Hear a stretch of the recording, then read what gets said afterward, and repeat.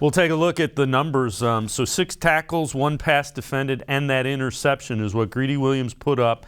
As you mentioned, he stepped in for an injured Greg Newsome and was, outstanding. And that's not an easy task. It's either Adam Thielen, it's Justin Jefferson, KJ Osborne, the third guy has been doing well. Kevin Stefanski, rightly so, happy with the way his guy stepped in and played when needed. Really proud of Greedy. I think all of you guys know that it was a hard year with that injury and a lot of waiting and a lot of just, getting work in the training room and the weight room and finally got good news after really weeks and months. So that was hard on him, and he came back and the guy's just been so singularly focused on helping this team win. And then to see him out there play well, play physical, get his hands on guys. I mean, that's a really good passing unit out there. So he was up to the challenge, and then to come up with a big takeaway again versus a quarterback doesn't throw many of those. So he went up and got it, and it was really good to see.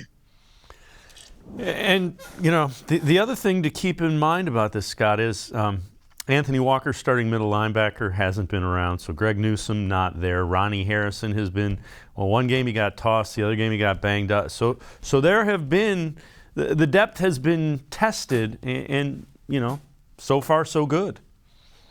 Yeah, there's no doubt, right? Sione Takitaki missed a game at linebacker.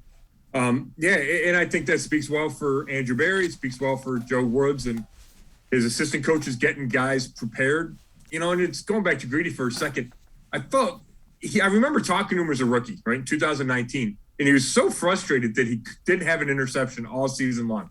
And he considers himself a playmaker, and it really bothered him that he didn't make any interceptions that year. And then he had to wait all of 2020 and not even get a chance. So in his first extended time this year to get that interception, I'm sure it's just a huge load off his mind.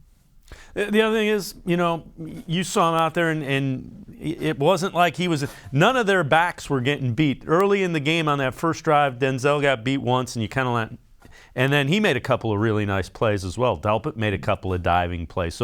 So they seem to understand, and again, that goes to Joe Woods. They seem to understand what the Vikings were doing against them after that first drive, pretty much the rest of the game. Yeah, and I wonder how much of that was familiarity with their coaching staff, right? Kevin Stefanski came from there.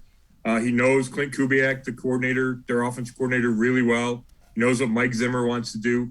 So, I think they probably had a really good understanding of what the Vikings were going to try to do. But then you still have to go and execute. And we probably should not forget Troy Hill at nickelback.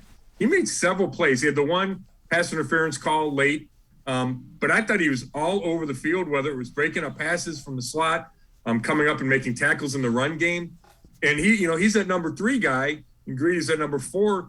And again, it's just another depth move in this offseason that I think is paying off already. Yeah, and you can see what the Browns were thinking with that and what Joe Woods likes about it.